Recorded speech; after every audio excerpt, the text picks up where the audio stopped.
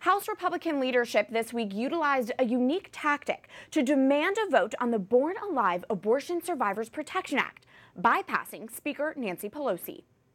25.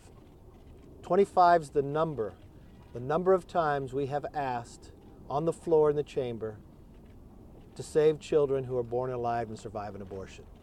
25 times is the number that we've heard no from the Democrats. Today, we will finally start the process of bringing this vote to the floor, to the U.S. House of Representatives, the People's House. This is a measure that has passed with bipartisan support in the past. This is about giving life-saving care. Nancy Pelosi refuses to bring this bill up. But you know what? The good news is all of us here today have a message for Nancy Pelosi. If you won't bring it up, we'll bring it up. And that's what this discharge petition is about.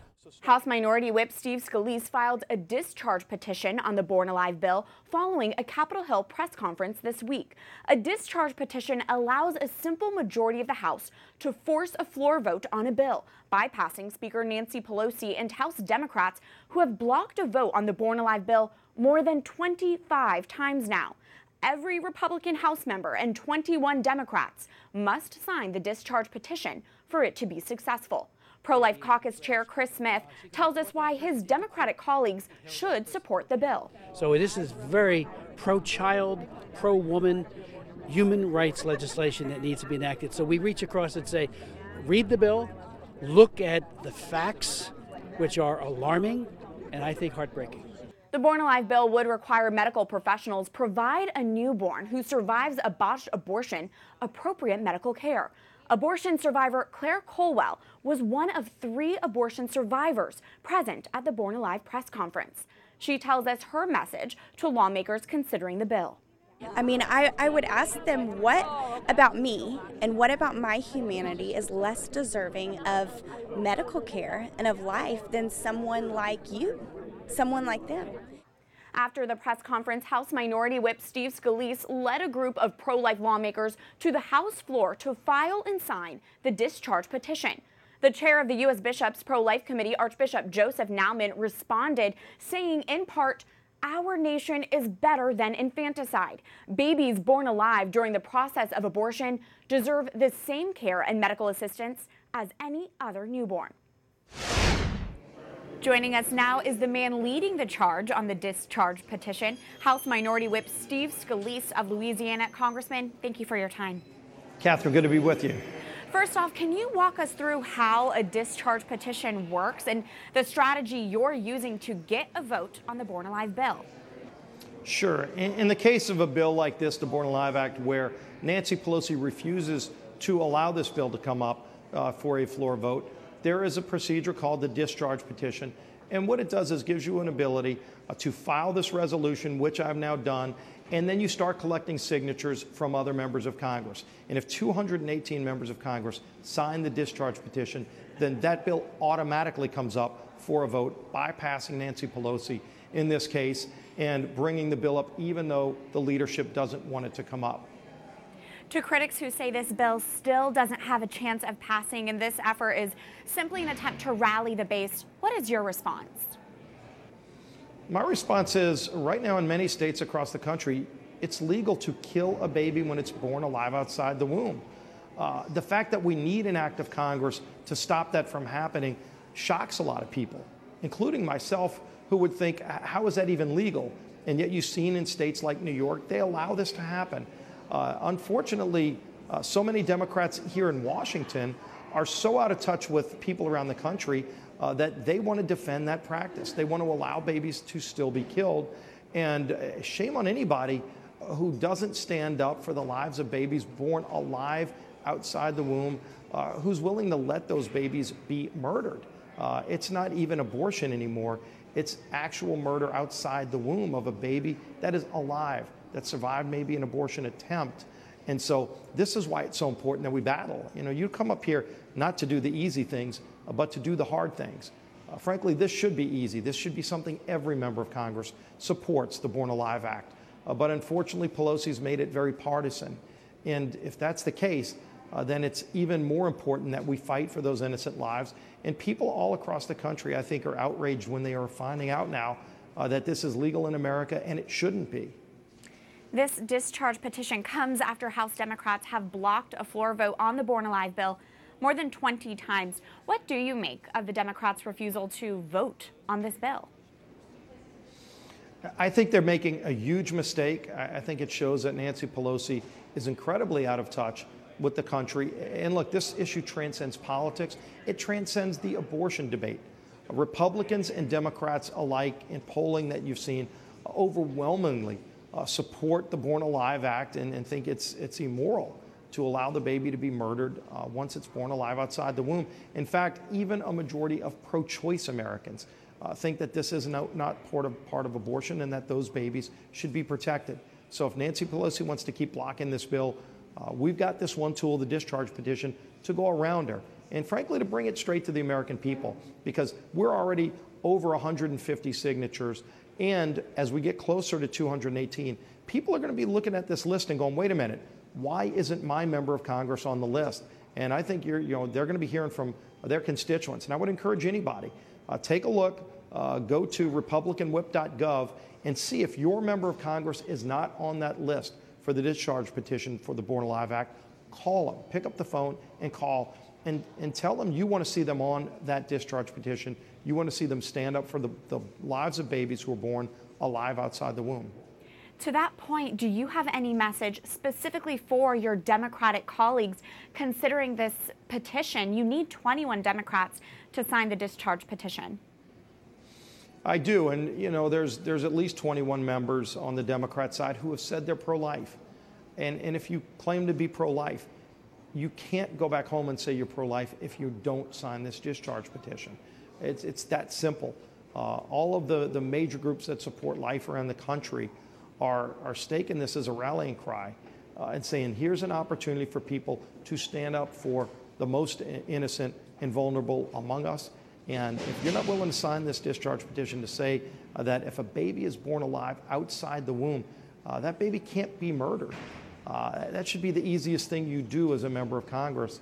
And yet, for whatever reason, Nancy Pelosi is trying to politicize it. I think she's on the wrong side, but that doesn't mean any other Democrat needs to stand with Pelosi. Stand with those babies that are born alive and stand with the vast majority of Americans, Republican and Democrat alike, that share our views that babies should be protected when they're born alive. At the press conference announcing this discharge petition, you were joined by 3 abortion survivors. How important are their witnesses to this conversation?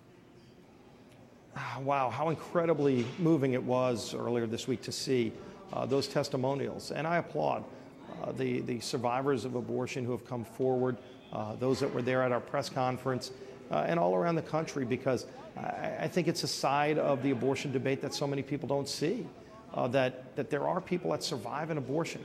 What a powerful testimony to life and how much they value life. And so I think having them there just added so much to this debate and put a human face on this issue. This is happening. It's happening in America. Some people can't believe it's legal. Some people aren't sure it's happening.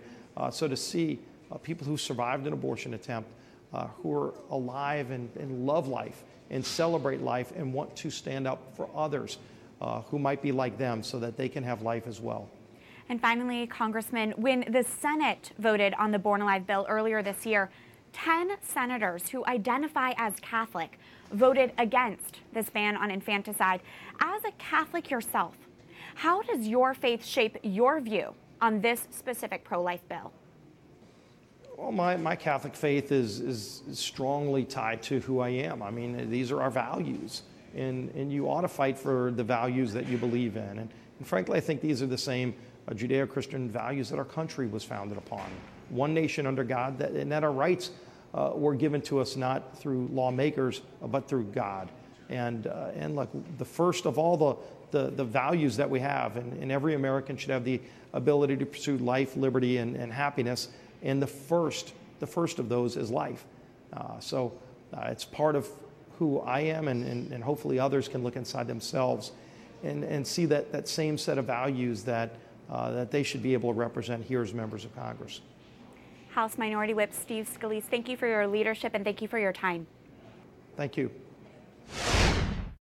And joining us now in studio for continued analysis is Marjorie Dannenfelser, president of the Susan B. Anthony List. Marjorie, what a week. Thanks for being here. Wow. Yes. So for this discharge petition to be successful, every Republican member needs to sign on and 21 Democrats. That's right. Are there specific Democrat lawmakers you have your eye on for this? Yeah, we do. They're two separate sets. One are a handful of pro-life Democrats that we generally can rely on. They are ones that you may know. Dan Lipinski, I believe, has been on the show. Colin Peterson from Minnesota, Matt Cartwright from Pennsylvania, James Langevin from Rhode Island, and Henry Cuellar from Texas. Also, one that signed it was Ben McAdams from Utah, and he represents another group that we're focused on, and that is a group of congressmen that defeated pro-life incumbents last time. They live in big Trump districts, meaning Trump won big time in those districts, and they have to be watching what their votes are looking like in order to stay in the good graces of their districts. So those are the two groups that we're looking at. How frequently is a discharge petition utilized to advance important pro-life legislation? I mean, almost never. Obviously, we held the House, so we didn't need that. It's really only used when the heavy hand of the majority has got its finger on the vote, keeping it down. There's no way that this speaker is going to voluntarily bring up this bill. She knows how badly it puts Democrats in the light in which it puts them. So a discharge petition is a really great tool, being in the minority. It is an organizational center. It encourages education. It's a lobbying point, and every once in a while it actually works. And these are the types of moments where it actually can, that the majority is overcome by the very vehement minority. Can you remind our viewers why efforts like this are important, even if this bill does not pass the House? This isn't meaningless, right? No, it's a really big deal. It's in direct line with what the president has been doing in bringing this issue up in the State of the Union message. Whenever he goes to a rally, he talks about this issue to rallies. It was his biggest applause line in El Paso when he was there. Keeping it in the uppermost mind of Americans is really important right now. It's a great education point about the fact that it actually exists. Before New York, frankly, where it passed, where this that radical up until birth bill passed, most Americans, frankly, were not focused, didn't even know that it was legal up until birth.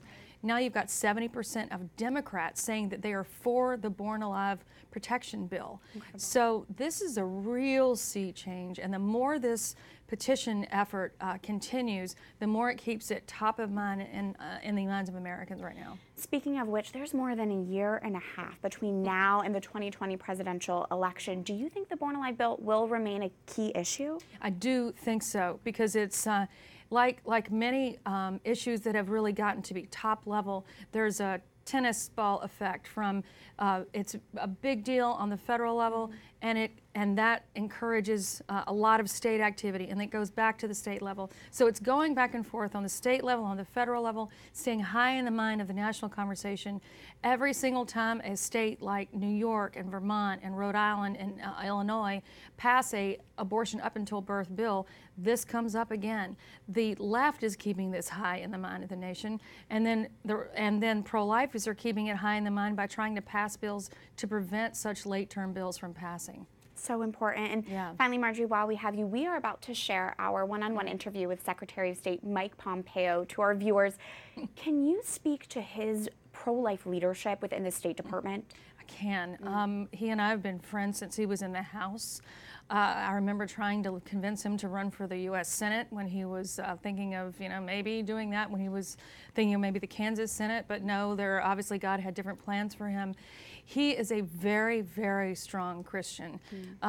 He doesn't necessarily communicate that as the State Department, head of the State Department, but it is there. He's always there. He's always got a prayer for the moment, and what he's done by keeping our tax dollars out of the exportation of abortion in any kind of program all across the country, and making sure that he's put stops against people trying to get around those rules has been beautiful. And then also enforcing finally the Cisgender Amendment, which most people didn't even know existed. It just means you can't lobby foreign nations undermining their sovereign laws on abortion. If you were in an embassy, you cannot invite all the pro-abortionists over to it for a big party to try to lobby the legislature to undermine Chile's pro-life laws, for instance. So he is really a hero. I'm a huge fan of his. So important. Thank you so much for all of that insight. Marjorie Dannenfelser, president of the Susan B. Anthony List. Thank you.